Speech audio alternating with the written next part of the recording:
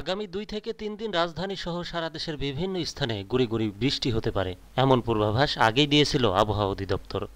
পূর্বাভাসের একদিন পর শনিবার সন্ধ্যা থেকে রাজধানীর বিভিন্ন স্থানে শুরু হয় গুঁড়ি গুঁড়ি বৃষ্টি, পরে নামে মুষলধারে। অসময়ে এই বৃষ্টিতে বেশ ভোগান্তিতেই পড়েছে রাজধানীবাসী। জীবিকার প্রয়োজনে রাস্তায় বা বাসার বাইরে থাকা অনেককেই ভিজতে হয়েছে বৃষ্টিতে। বৃষ্টির কারণে শীতের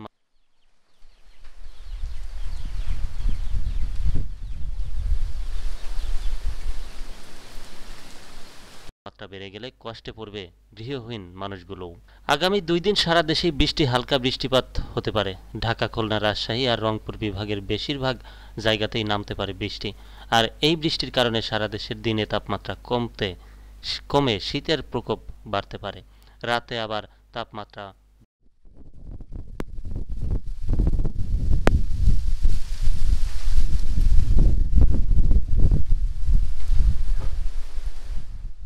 বৃদ্ধি পাবার সম্ভাবনাও রয়েছে।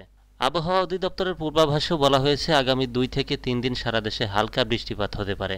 বৃষ্টিপাতের ফলে তাপমাত্রা কমতে পারে ১ থেকে ২ ডিগ্রি সেলসিয়াস।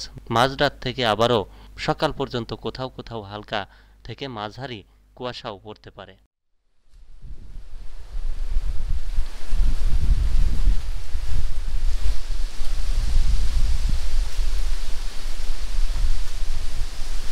এই বছরের প্রথম কালবৈশাখী ঝড়, বৃষ্টি নাই তেমন, হালকা গুঁড়ি গুঁড়ি বৃষ্টি, বাতাস, প্রচণ্ড বাতাস বইছে।